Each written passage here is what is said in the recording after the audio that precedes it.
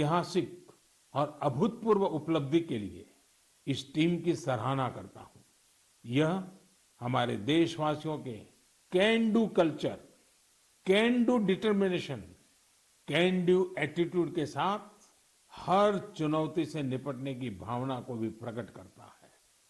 साथियों, आज देश में दिव्यांग जनों के कल्याण के लिए कई प्रयास हो रहे हैं। मुझे उत्तर प्रदेश में हो रहे ऐसे ही एक प्रयास वन टीचर वन कॉल के बारे में जानने का मौका मिला। बरेली में यह अनूठा प्रयास दिव्यांग बच्चों को नई राह दिखा रहा है। इस अभियान का नेतृत्व कर रही हैं डभौरा गंगापुर में एक स्कूल की प्रिंसिपल दीपमाला पांडे जी। कोरोना काल में इस अभियान के कारण न केवल बड़ी संख्या में बच्चों का एडमिशन संभव हो पाया, बल्कि इससे करीब 350 से अधिक शिक्षक भी सेवा भाव से जुड़ चुके हैं। ये शिक्षक गांव-गांव जाकर दिव्यांग बच्चों को पुकारते हैं, तलाशते हैं और फिर उनका किसी न किसी स्कूल में दाखिला सुनिश्चित कराते हैं। दिव्यांग जनों के लिए दीपमाला जी और साथ ही शिक्षकों की इस नेक प्रयास की मैं भूरी भूरी प्रशंसा करता हूं। शिक्षा के क्षेत्र में ऐसा हर प्रयास हमारे देश के भविष्य को संवारने वाला है। मेरे प्यारे देशवासियों, आज हम लोगों की जिंदगी का हाल ये है कि एक दिन में सैकड़ों बार कोरोना शब्द हमारे कान पर गूंजता है। 100 साल में आई सबसे बड़ी वैश्विक महामारी कोविड-19 ने हर देशवासी को बहुत कुछ सिखाया है। हेल्थ केयर और वेलनेस को लेकर आज जिज्ञासा भी बढ़ी है और जागरूकता भी। हमारे देश में पारंपरिक रूप से ऐसे नेचुरल प्रोडक्ट्स प्रचुर मात्रा में उपलब्ध हैं जो वेलनेस यानी सेहत के लिए बहुत फायदेमंद है। ओडिशा के कालाहांडी के नांदोल में रहने वाले पतायत साहू जी इस क्षेत्र में बरसों से एक अनोखा कार्य कर रहे हैं। उन्होंने 1.5 एकड़ जमीन पर मेडिसिनल प्लांट लगाए हैं। यही नहीं, साहू जी ने इन मेडिसिनल प्लांट्स को डॉक्यूमेंटेशन भी किया है। मुझे रांची के सतीश जी ने पत्र के माध्यम से ऐसी ही एक और जानकारी साझा की है। सतीश जी ने झारखंड के एक एलोवेरा विलेज की ओर मेरा ध्यान दिलाया है। रांची के पास ही देवरी गांव की महिलाओं ने मंजू कश्यप जी के नेतृत्व में बिरसा कृषि विद्यालय से एलोवेरा की खेती का प्रशिक्षण लिया था। इसके बाद उन्होंने एलोवेरा की खेती शुरू की। इस खेती से न केवल स्वास्थ्य के क्षेत्र में लाभ मिला, बल्कि इन महिलाओं की आमदनी भी बढ़ गई। कोविड महामारी के दौरान भी इन्हें अच्छी आमदनी हुई। इसकी एक बड़ी वजह यह थी कि सैनिटाइजर बनाने वाली कंपनियां सीधे इन्हीं से एलोवेरा खरीद रही थी। आज इस कार्य में करीब 40 महिलाओं की टीम जुटी है और कई एकड़ में एलोवेरा की खेती होती है। ओडिशा के पतायत साहू जी हो या फिर देवरी में महिलाओं की ये टीम, इन्होंने खेती को जिस प्रकार स्वास्थ्य के क्षेत्र से जोड़ा है, वो एक अपने आप में मिसाल है। साथियों, आने वाली 2 अक्टूबर को लाल बहादुर शास्त्री जी की भी जन्म जयंती होती है। उनकी स्मृति में ये दिन हमें खेती में नए नए प्रयोग करने वालों की भी शिक्षा देता है। मेडिसिनल प्लांट के क्षेत्र में स्टार्टअप को बढ़ावा देने के लिए मेडी हब टीबीआई के नाम से एक इंक्यूबेटर गुजरात के आणंद में काम कर रहा है। मेडिसिनल और एरोमेटिक प्लांट से जुड़ा ये इंक्यूबेटर बहुत कम समय में ही 15 एंटरप्रेन्योर्स के बिजनेस आइडिया को सपोर्ट कर चुका है। इस इंक्यूबेटर की मदद पाकर ही सुधा चेब्रोलू जी ने अपना स्टार्टअप शुरू किया है। उनकी कंपनी में महिलाओं को प्राथमिकता दी जाती है और उन्हीं पर इनोवेटिव हर्बल फॉर्मुलेशंस की भी जिम्मेदारी है। एक और एंटरप्रेन्योर सुभाश्री जी ने जिन्हें भी इसी मेडिसिनल और एरोमेटिक प्लांट इंक्यूबेटर से मदद मिली है। सुभाश्री जी की कंपनी हर्बल रूम और कार फ्रेशनर के क्षेत्र में काम कर रही है। उन्होंने एक हर्बल टेरेस गार्डन भी बनाया है जिसमें 400 से ज्यादा मेडिसिनल हर्ब्स हैं। साथियों, बच्चों में मेडिसिनल और हर्बल प्लांट्स के प्रति जागरूकता बढ़ाने के लिए आयुष मंत्रालय ने एक दिलचस्प पहल की है और इसका बीड़ा उठाया है हमारे प्रोफेसर आयुष्मान जी ने। हो सकता है कि जब आप ये सोचें कि आखिर प्रोफेसर आयुष्मान है कौन, दरअसल प्रोफेसर आयुष्मान एक कॉमिक बुक का नाम है। इसमें अलग अलग कार्टून किरदारों के जरिए छोटी छोटी कहानियां तैयार की गई हैं। साथ ही एलोवेरा, तुलसी, आंवला, गिलोय, नीम, अश्वगंधा और ब्रह्मी जैसे सेहतमंद मेडिसिनल प्लांट की उपयोगिता बताई गई है।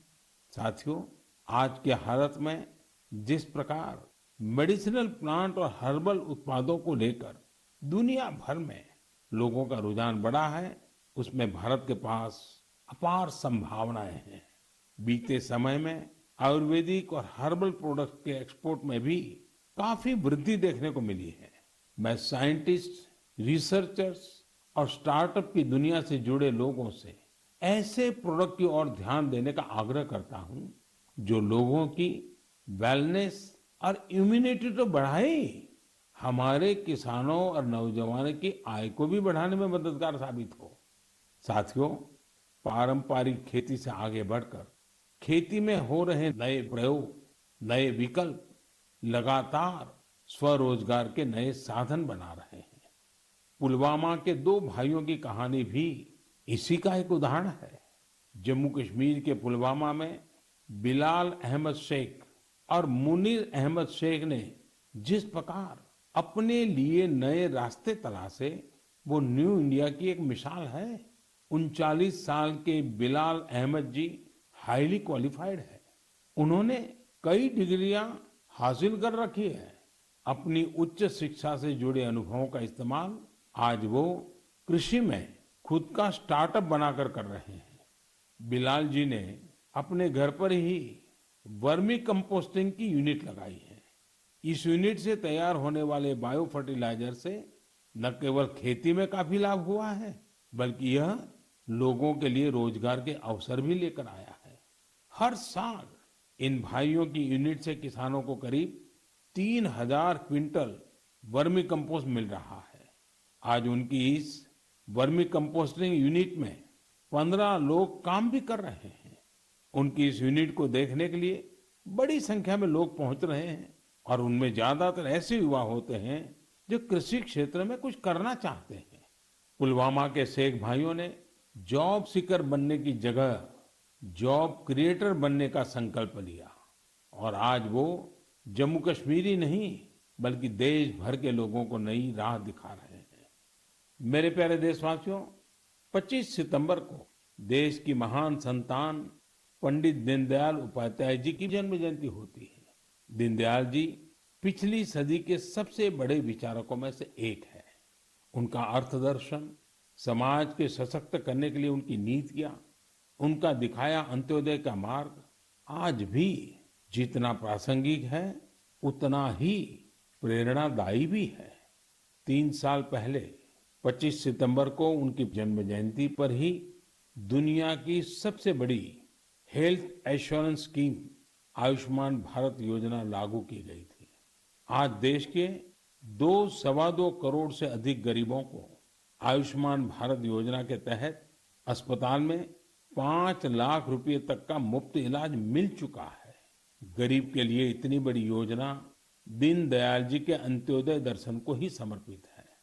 आज के युवा अगर उनके मूल्यों और आदर्शों को अपने जीवन में उतारे तो ये उनके बहुत काम आ सकता है। एक बार लखनऊ में दीनदयाल जी ने कहा था, कितनी अच्छी अच्छी चीजें, अच्छे अच्छे गुण हैं, ये सब हमें समाज से ही तो प्राप्त होते हैं।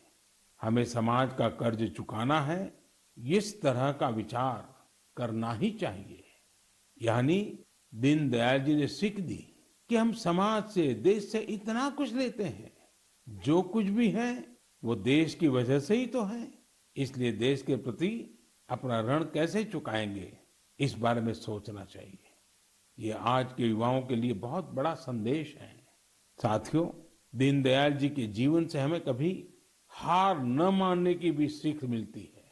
विपरीत राजनीतिक और वैचारिक परिस्थितियों के बावजूद भारत के विकास के लिए स्वदेशी मॉडल के विजन से वे कभी डिगे नहीं।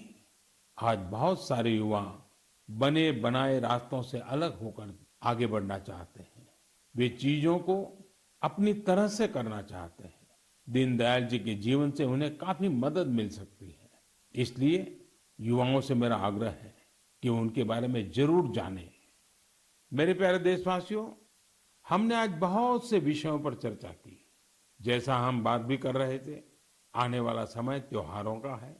पूरा देश मर्यादा पुरुषोत्तम श्री राम की असत्य पर विजय का पर्व भी मनाने वाला है।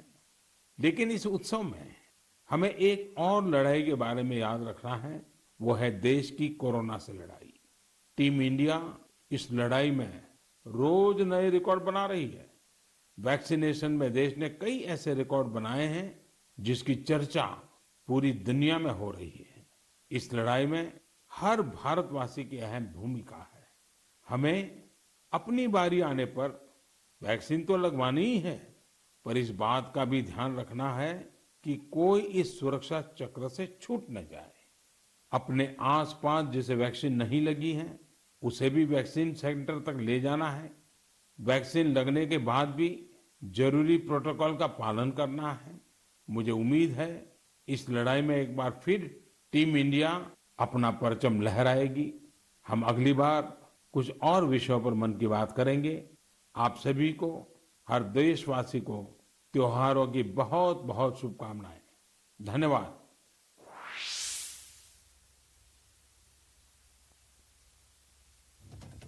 तो ये हम सुन रहे थे प्रधानमंत्री नरेंद्र मोदी के मन की बात कार्यक्रम को, जहां प्रधानमंत्री नरेंद्र मोदी ने तमाम मुद्दों पर देश के लोगों से बातचीत की। इस दौरान प्रधानमंत्री नरेंद्र मोदी से लोगों से ये अपील भी की कि आप सभी विश्व नदी दिवस मनाएं। देश में नदियों को मां बनाने की परंपरा है। माघ महीने में गंगा स्नान का महत्व है। तो वही प्रधानमंत्री नरेंद्र मोदी ने कहा कि नदी हमारे लिए भौतिक साधन नहीं, नदियों के प्रति एक संस्कार प्रक्रिया थी।